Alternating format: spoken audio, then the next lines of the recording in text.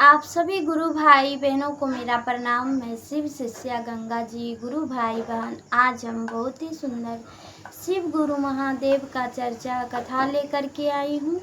अगर आप सबको यह कथा अच्छा लगे, पसंद आए तो मेरे चैनल को सब्सक्राइब करिएगा और वीडियो को लाइक करिएगा, शेयर करिएगा और कमेंट बॉक्स में हर हर महादेव अवश्य लिखिएगा गुरु भाई बहन। साथ ही इस कथा को आप पूरा ध्यान से सुनिएगा। तो चलिए आज हम सुंदर सी कथा की ओर चलते हैं।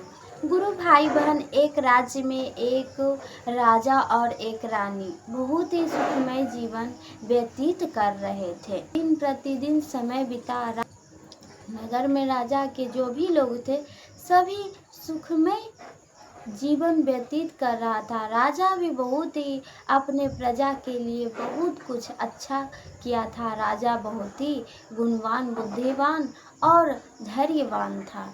गुरु भाई बहन, धीरे धीरे समय बीता। राजा के विवाह के 1 साल बाद राजा को एक सुंदर बालिका हुई, यानी कि उसको बेटी प्राप्त हुई और सब कोई राजकुमारी के जन्म होने का बखान कर रहे थे। यह सब सुनकर राजा भी बहुत ज़्यादा प्रसन्न था, क्योंकि राजा की जो लाडली एक संतान थी। गुरु भाई बहन, अब क्या होता है कि राजा अपनी बेटी को गोद में लेकर कभी इधर पालने में झुलाते, कभी गोद में, कभी कुछ लाते, बहुत दुलार प्यार करते थे। धीरे धीरे समय बीता। रानी कमजोर होने की वजह से उसका देहांत हो गया। गुरु भाई बहन, जैसे ही देहांत हुआ वैसे ही क्या हुआ कि इधर बच्चे के आने की खुशी और उधर माँ के जाने की दुख में राजा शौक में पड़ गए। अब उसको कुछ भी अच्छा ही नहीं लग रहा था। रानी के दुख में वो दुखी थे, रो रहे थे। उधर प्रजा भी क्षण भर का ही खुशी था, उसको शायद लिखा हुआ बहुत, वो सब भी रोने लगे। रोते रोते कुछ समय बीत गया। गुरु भाई बहन, आप बताइए, आप सब इधर बच्चे की आने की खुशी में सब लोग खुशियाँ मना रहे थे। अब कुछ चंद दिन नहीं बीता कि रानी का देहांत हो गया, जिसके वजह से अब पूरा शौक में बदल गया। हमारे राजा हैं वो दुख में हैं, कुछ भी वो उसको अच्छा नहीं लग रहा है। राजकाज कैसे ये संभालेंगे, कैसे क्या होगा नहीं होगा। सब दरबारी, मंत्री, सिपाही जो भी थे, राजा के सदस्यगण, वो सभी राजा के पास गए और राजा से कहने लगे, हे राजन, आप इतना दुखमय ना हो, क्योंकि इतना दुखमय सही नहीं है। अगर इतना दुखमय आप रहेंगे तो यह राजकाज कौन संभालेगा।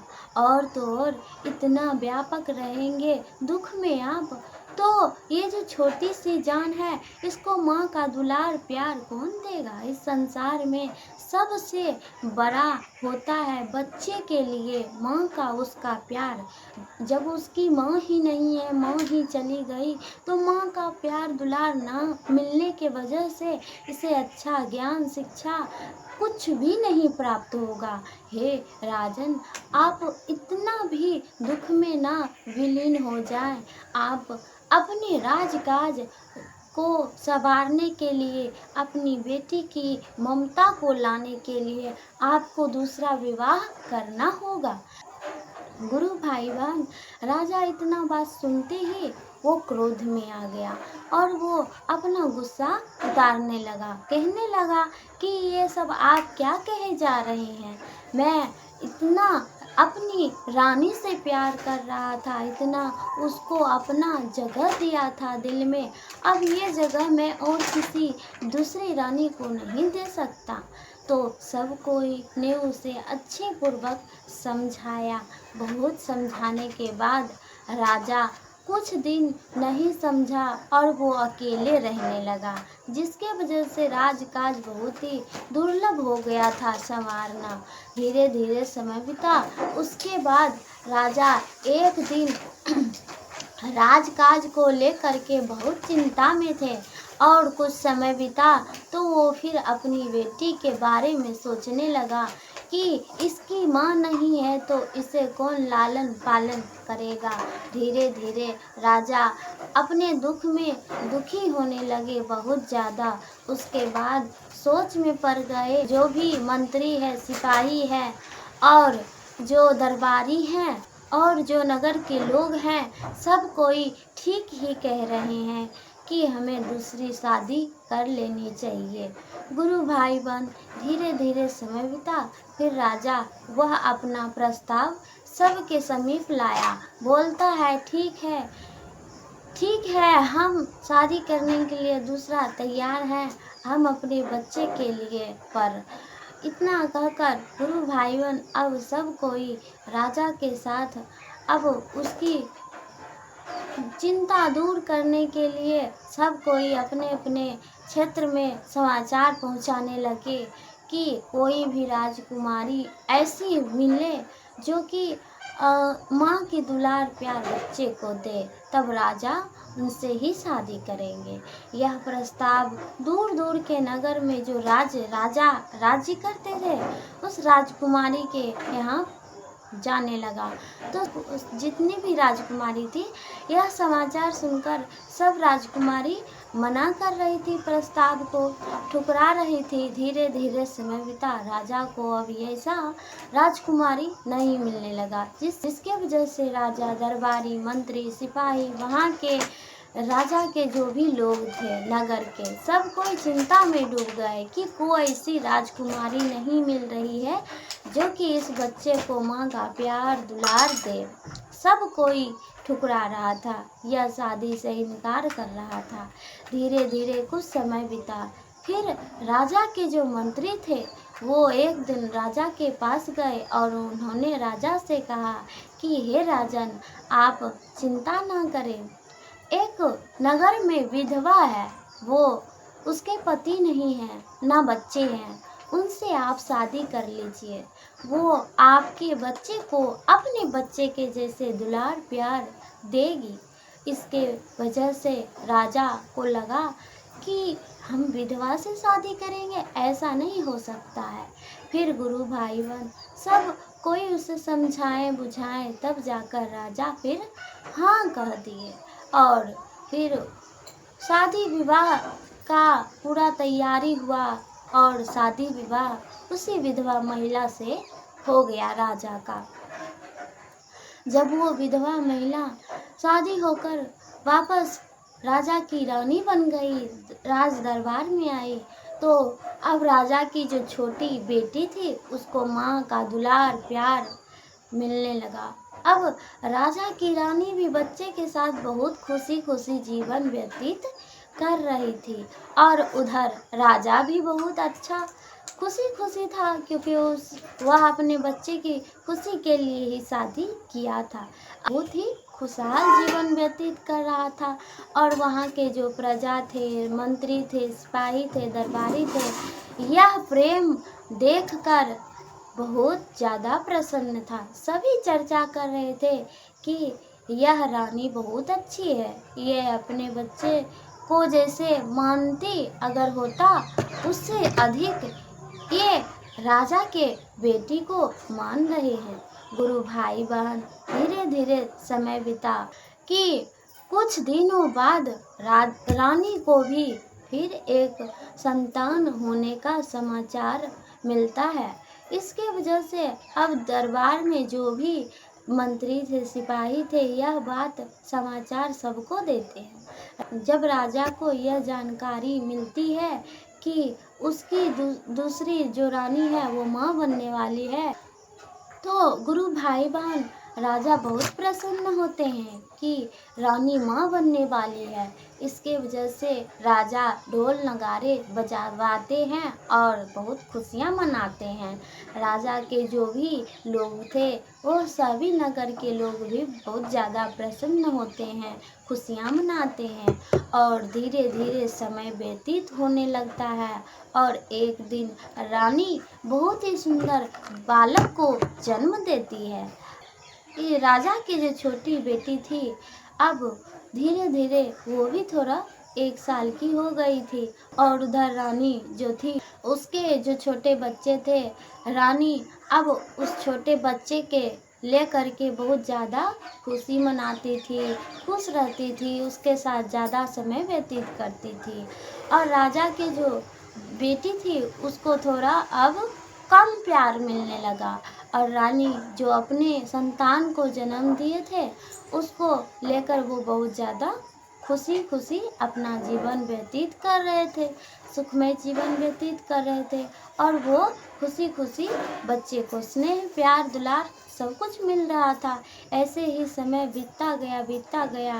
गुरु भाई बहन एक दिन क्या होता है कि रानी सोच में पड़ जाती है और सोचते सोचते अब राजा को बुलाकर कहती है, हे राजन, आपकी यह जो लड़की है वो देखिए हमें तंग करती है, जिसके वजह से हमारी यह छोटे से बालक को पीड़ा होता है, दुख होता है, इसके आगे शोर मचाती है।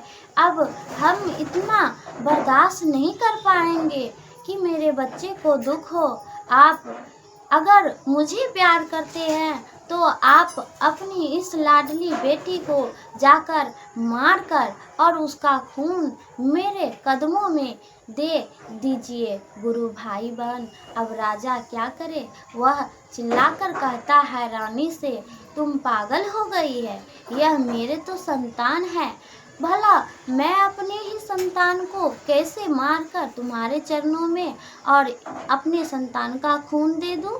गुरु भाई बहन अब रानी हट बांध लेती है, अगर आप अपनी बेटी को नहीं मारिएगा तो हम यह राजकाज छोड़कर अपने बच्चे को लेकर यहाँ से चल जाएंगे, बस आप अपनी बेटी के साथ ही रहिएगा।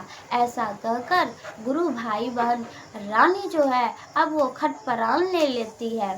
तभी राजा अब दुख में वह रानी को मनाने के चक्कर में अब अपनी बेटी को बिना सोचे समझे एक रथ पे बैठाकर जंगल की ओर ले जाता है और नदी किनारे जाकर उसको छोड़ देता है और एक सियार को मारकर वह अपने तलवार में खून लगाकर अब आ जाता है रानी के पास।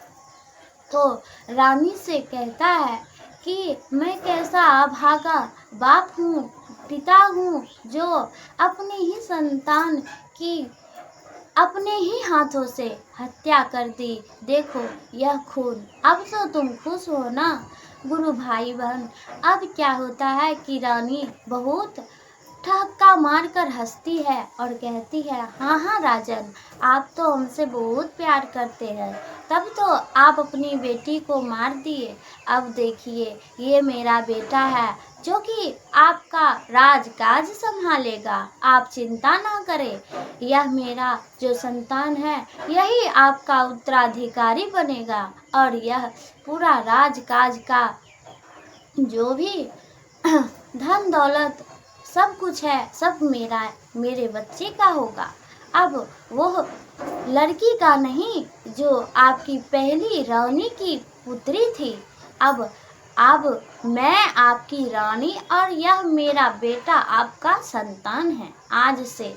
गुरु भाई बहन अब क्या होता है कि राजा यह रानी और यह छोटे से जो बच्चे थे उसके बेटे थे वो अब सुखमय जीवन व्यतीत करने लगता है और उधर गुरु भाई बहन छोटी सी लड़की रो रो कर बुरा हाल उसका था, दूध के मारे वो तड़प रही थी, भूख लग गया था और गुरु भाई बहन उसी रास्ते से महादेव माँ पार्वती जा रहे थे। तभी बच्चे के रोने की आवाज़ सुनकर माता पार्वती भगवान शिव उस नदी के किनारे आए और देखते हैं कि बच्चे रो रहे हैं। इसके वजह से गुरु भाई बहन बच्चे को उठाकर वह एक सुंदर सा कुटिया बनाकर वहीं पे रहने लगते हैं। धीरे धीरे समय व्यतीत होने लगता है। भगवान शिव माँ पार्वती ही उस बच्चे का लालन पालन करते हैं। धीरे धीरे वो लड़की अब 16 साल की हो जाती है, बड़ी हो जाती है और गुरु भाई बहन भगवान शिव के सानिध्य में ही वो पलती बढ़ती है और शिक्षा ग्रहण करती है वह सब कुछ में तेज होती है और गुण से भरे होने के कारण तेजस्व होने के कारण उसका समाचार दूर दूर के राज्य में फैल जाता है। अब गुरु भाई बहन वो तलवारबाजी, तीरंदाजी, अनेकों ज्ञान के बारे में बहुत ही ज़्यादा तेज थी, बहुत ज़्यादा उसको ज्ञान था। यह सब राजा जब दूर दूर के राजा जानते हैं तो उसको बहुत ही खुशी होती है। और इधर भगवान श्री माँ पार्वती अपना जो है कि कर्तव्य निभा रहे थे बच्चे के प्रति, और जब बड़ी हो जाती है तो धीरे धीरे एक दिन भगवान शिव माँ पार्वती उसको दर्शन देते हैं और सारी बातें कह देते हैं कि बेटी, मैं भगवान शिव माँ पार्वती जब तुम छोटी थी तो तुम्हें तुम्हारे पिता ने छोड़कर नदी किनारे चल गए थे और जिसके वजह से मैंने तुझे उठाया, लालन पालन पोषण किया, शिक्षा दीक्षा सब कुछ दिया। बेटी, तुम बहुत ही सौभाग्यवती हो और तुम्हारा विवाह भी एक बहुत बड़ा राजा के घर में ही होगा। गुरु भाई बहन जब कन्या जानती है तो कहती है कि राजा के घर में होगा, वह तो दूर की बात है, बाकी आपने तो भगवान से माँ पार्वती मेरे ऊपर बहुत उपकार किए हैं। मेरे माता पिता भी इतना नहीं करते जितना आप किए हैं मेरे लिए। मैं आपका गुणगान बखान कभी नहीं भूलूंगी। धीरे धीरे गुरु भाई बहन अब वह कन्या भगवान शिव माँ पार्वती के चरणों में गिरकर उसका पूजा अर्चना, शिव महादेव की चर्चा, गुणगान बखान करने लगी। और कुछ समय बीते बीते भगवान से माँ पार्वती उसी सुंदर सा जहाँ जिस जगह वह रह रही थी तो अब शिवलिंग में और मूर्ति में परिवर्तन हो जाते हैं। गुरु भाई बहन भगवान शिव शिवलिंग बन जाते हैं। माता पार्वती उसी जगह अपना शिला के रूप में स्थापित होती है। इसी के वजह से अब वो कन्या बहुत मेहनत करती, भगवान शिव माँ पार्वती का पूजा अर्चना करती और वो अपना कला सबको दिखाती। एक दिन उसी राज्य से होकर एक राजकुमार जा रहा था। उसकी यह भक्ति और श्रद्धा देखकर उसके पास आए और बोलने लगे कि हे कन्या, तुम यहाँ अकेले इस जंगल में क्या करती हो? तो कन्या कहती है कि मैं अपने माता पिता के पास हूँ और भगवान से माँ पार्वती ही मुझे लालन पालन किए और इसके सानिध्य में ही मैं अपना शिक्षा ग्रहण की हूँ, इसलिए मैं यहीं पे रहती हूँ और अपना पूजा पाठ अर्चना महादेव का करती हूँ और यहीं पे अपना जीवन व्यतीत करती हूँ।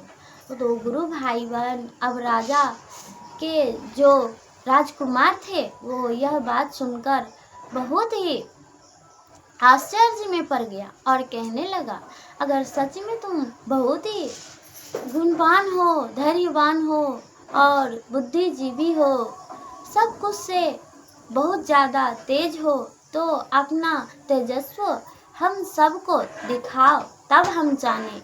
गुरु भाई बहन फिर वो चला गया राजकुमार। एक दिन राजा के दरबार में बहुत बड़ा आक्रमण का संदेश आया और उस राज्य में आक्रमण हुआ। उधर राजा भी जो उसके पिता थे, वो कन्या के पिता थे, वह भी बहुत ज़्यादा दुखी था कि आज आक्रमण होने वाला है। फिर भी वह अपने सेना और सब के साथ निकल गए आक्रमण करने।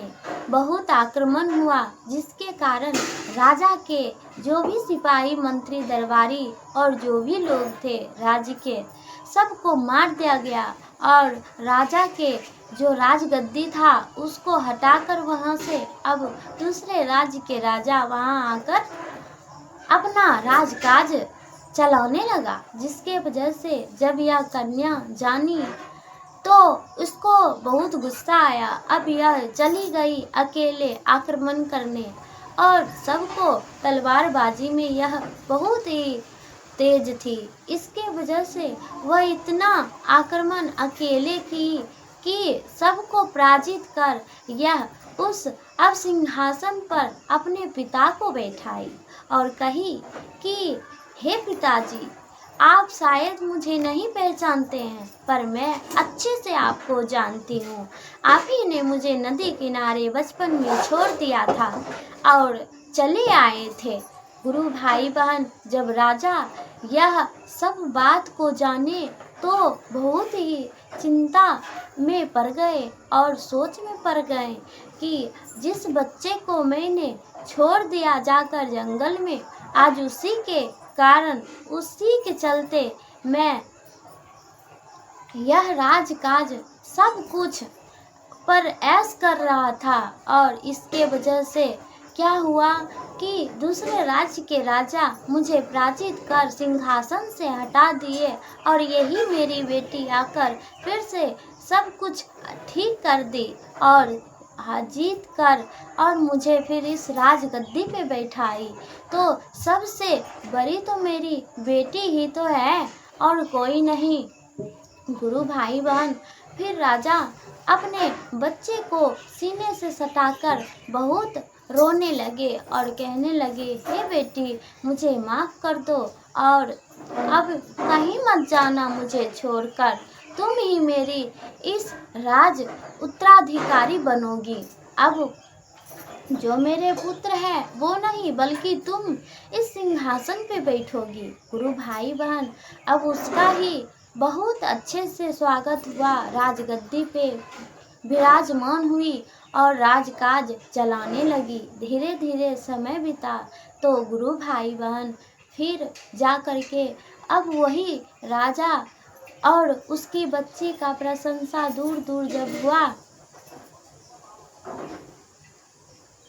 तो क्या होता है कि राजा दूर दूर के राजा प्रस्ताव शादी का लेकर अब इस राजा के पास आते हैं, और राजा को यह बात बहुत अच्छा लगता है।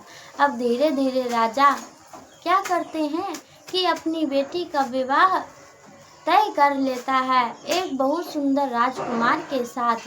गुरु भाई बहन राजकुमारी जो थी वह कहती है कि मैं अपने महादेव माँ पार्वती, शिव गुरु महादेव माँ पार्वती को भी यह शादी में आमंत्रित करना चाहती हूँ। गुरु भाई बहन फिर वो भगवान शिव माँ पार्वती को भी उस मंदिर में जाकर शादी विवाह करवाते हैं राजा, और वहाँ के नगर के सभी लोग धीरे धीरे भगवान शिव माँ पार्वती के समक्ष मंदिर के समीप ही राजकुमार से राजकुमारी की शादी होती है, और राजकुमारी राजकुमार के साथ सबका आशीर्वाद लेकर अपना ससुराल जाती है। और इसी के कारण गुरु भाई बहन राजा भी अब भगवान शिव माँ पार्वती के एक सुंदर भव्य मूर्ति का निर्माण करवाते हैं, और बहुत ही धूमधाम से महादेव का भजन गुणगान भक्ति आराधना सब कोई उस राज्य के लोग और राजा रानी और उसकी जो कन्या थी राजकुमारी वह भी अपने यहाँ करती है, भगवान शिव का गुणगान बखान करते रहती है। तो प्रेम से बोलिए जय शिव गुरु, जय महादेव, जय मैया पार्वती की जय। हर हर महादेव। ओम नमः शिवाय, ओम नमः शिवाय।